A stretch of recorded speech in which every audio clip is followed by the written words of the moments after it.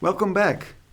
With this short lecture, I'd like to introduce the discipline of design, or more specifically, landscape architecture. You see the outline here.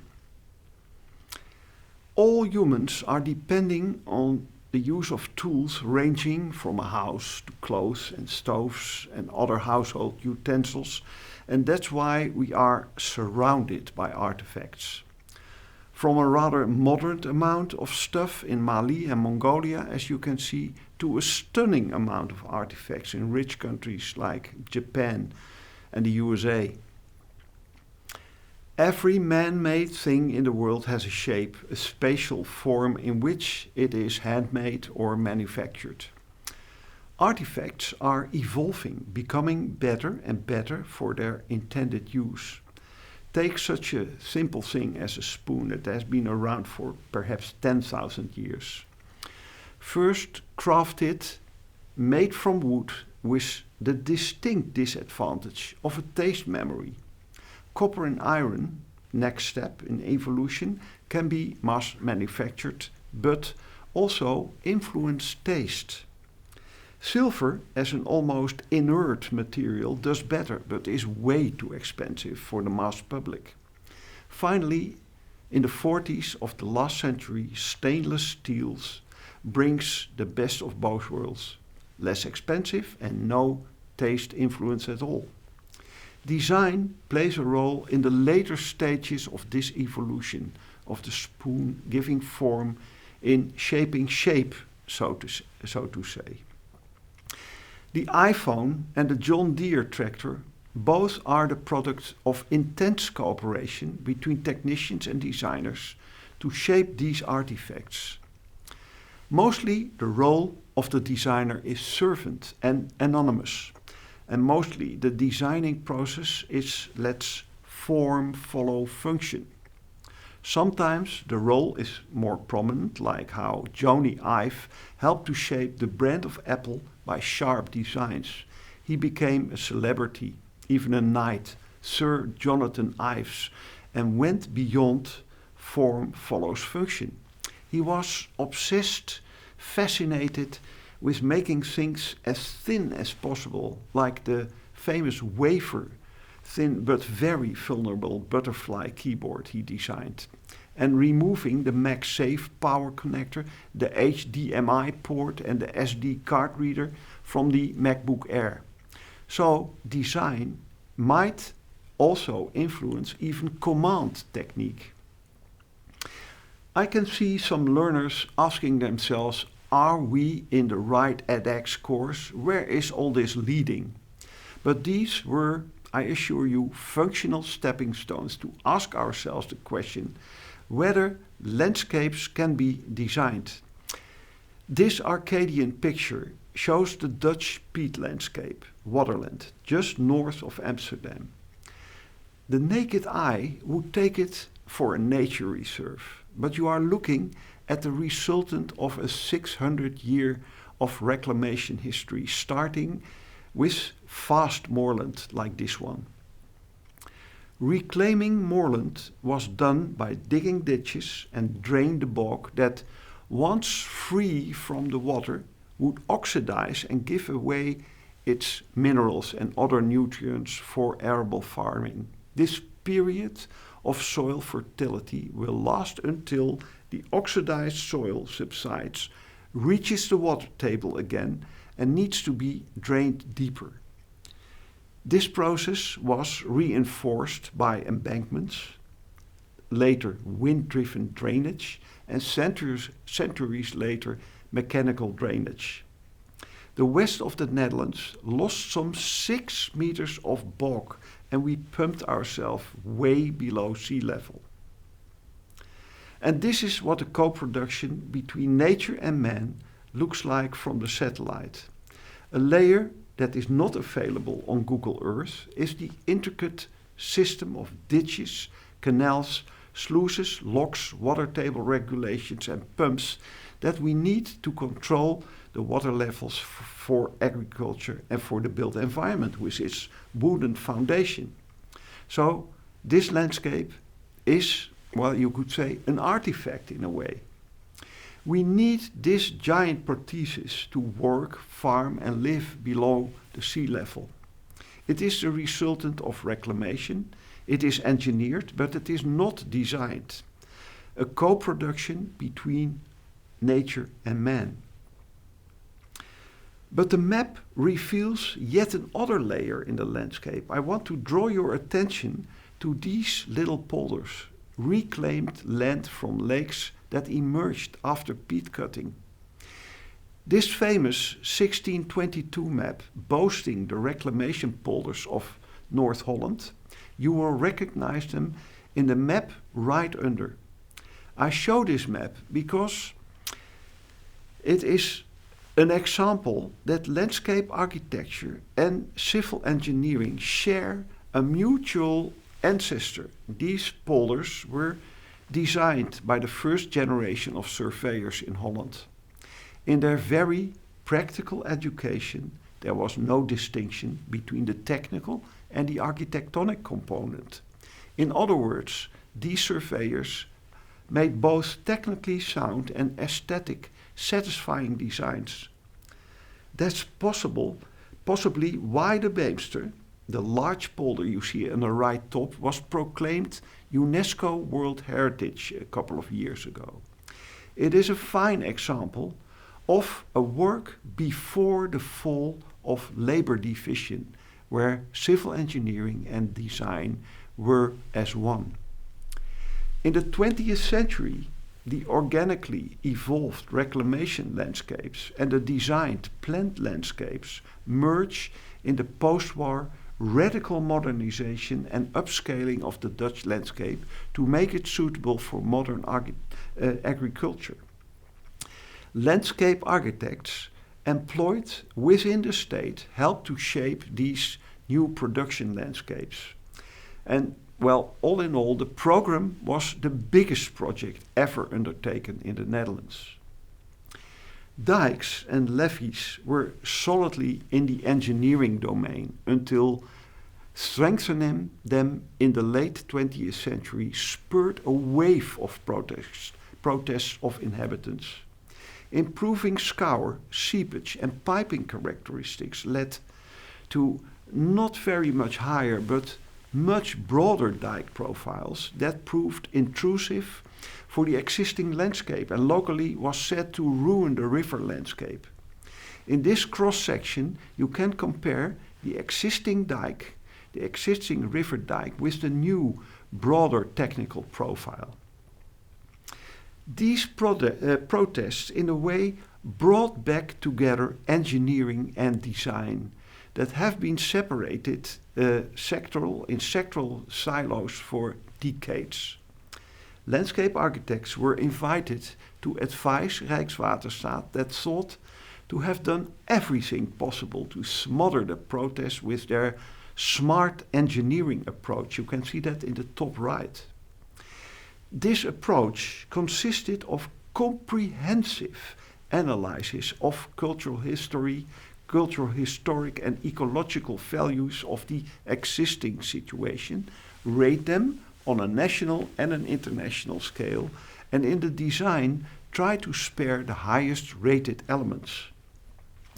This running with the hare and hunt with the hounds in trying to steer the enormous profile clear of cultural heritage sites and then steering the other way to spare a natural area outside the dike resulted in a haphazard dike profile loaded with ad hoc solutions for local problems, as you can see top right.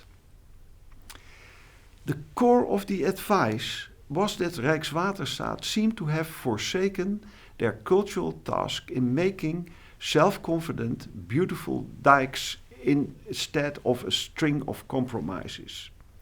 The advisory team, offered a smart design toolbox with standard solutions and rules of engagement. I give you an example. Cultural heritage has always priority when it comes to triage because it's literally irreplaceable. And with well-chosen methods, natural values can be reconstructed in a dynamic biome as a river floodplain. The advice itself was a toolbox of rules of how to deal with the relationship of the strengthened dike and the receiving landscape. The changes that were advised could all be done within the technical profile of the dike, as you can see. A fixed format for the support shoulder, and one of the other most interesting recommendations was to sculpt a tapered top. The upper part of the embankment is just a bit steeper than the lower part, making the dike seem more slender. That is because you do not see the upper part of the embankment as well while driving on the dike. This modest intervention recreates the sensation, so to speak, as if you are floating over the landscape. That magic feeling the original dike gave to bicyclists and bikers. The designed new profile is a prime example of the cooperation between engineers and designers, and show the potential of bringing the two silos together again. But the role of designers is not restricted to helping to shape the new infrastructure, the new dikes. If we took a closer look at the 9 ways to safety in the building blocks you worked with the last 2 weeks, you'll observe that only enhancing the dikes, lowering the summer bed of the river and lowering the groins can be done within the sectoral domain of the water board, where they own the land. For all the other 6 potential measures, they have to consult all kinds of other landowners, from farmers to municipalities and nature conservationists. The water board has to come out of their comfort zone and enter the field of spatial planning, and there design can play a mediating role. To give that process a factor, a compass, spatial quality was introduced as the second main goal after water safety of the whole program. This introduces a possible tension between the scientific approach of the engineers and the subjective world of quality. As an interface between the matter-of-fact world and the matters of concern world of the designers, a definition or at least a description is necessary of spatial or landscape quality with projects of this scale. With a wink to Vitruvius, the Roman architect and engineer, indeed this is again before the fall of labor division, who in his 10 books on architecture defines the quality of a building as the elegant balance between usefulness, solidity and beauty. This definition of landscape quality of the project was pragmatic defined as the elegant combination of hydraulic efficiency, how to achieve the desired hydraulic effect with minimal means, ecological robustness, how the river dynamics can support habitat quality, and aesthetic meaning, how to make a meaningful contribution to the river landscape while making use of a design idiom characteristic of the river. The aerial photo, by the way, shows the Noordwaard, quite close to Rotterdam and the biggest of the 32 projects in the Dutch Room for the River program. And this is the integral plan of the Noordwaard, bringing together hydraulics, ecology, agriculture, heritage and leisure aspects.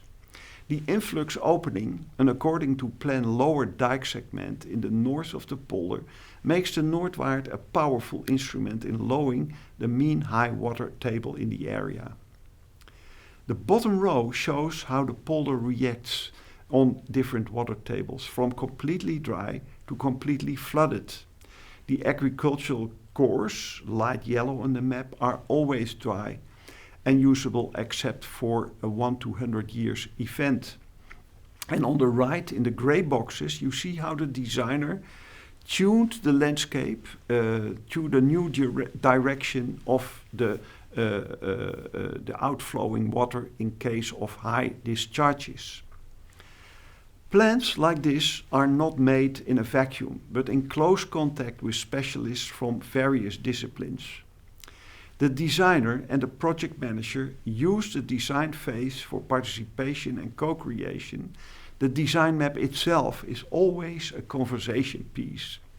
This is the planning overview of the Munnekeland project. Here, making a new dike to meet the planned high water inundation is combined with nature development and the accessibility of an old castle, Slot Loevestein, that played an important role in Dutch history and is now a popular heritage site.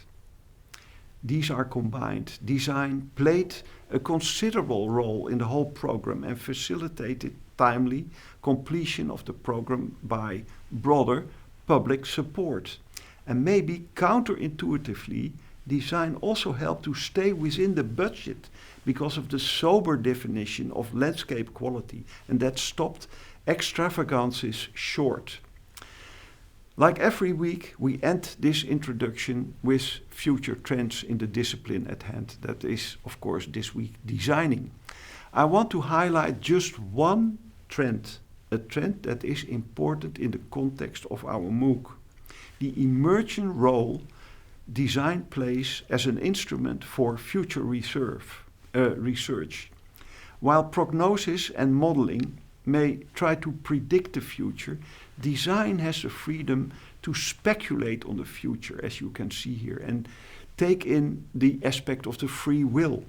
And here you see an animated floor projection that shows how, with Chinese building speeds, using the North Sea as a trump card, the North Sea countries by 2050 can harvest 90% of their electricity demand from offshore wind.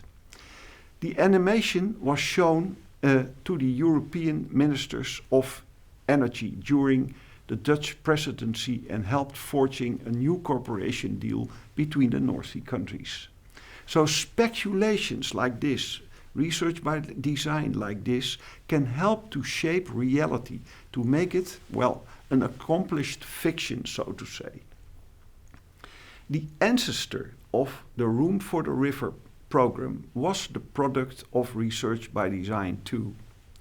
The winning entry of a competition of future visions for our river landscape was won by Plan Ooievaar in 1985.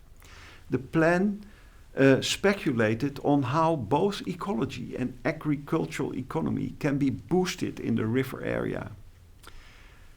This typical panorama of the Dutch landscape, the ecological component of the plan pivoted around buying out farmers that in the past constructed these little summer dikes to protect the continuity in grazing even with most high waters. By removing these levees, allowing the river dynamics and free space on a larger area and for longer periods of time, erosion, sedimentation and germinating of biota and everything not being grazed away by intensive agricultural use would result in the return of river forest in Holland. That was the promise of the plan. The first summer levee was opened in 1989. And this is the same terrain after 30 years and after year-round grazing was introduced. Ooievaar, translated into English as stalk, kept its promise. The icon of the plan, the black stalk, the forest stalk, returned a couple of years ago after 3 centuries of absence. One of the tools was compensating the increased resistance to the water flow from the new forest by strategic excavation, giving out permits for pebble, clay and sand companies. This active way to treat and mold the riverbed has been very successful. By now, some 8,000 hectares of this toolbox plan has been executed. This research by design plan by a multidisciplinary team of designers, ecologists, river historians and river managers has been the incubator of the Room for the River philosophy. Thank you for watching.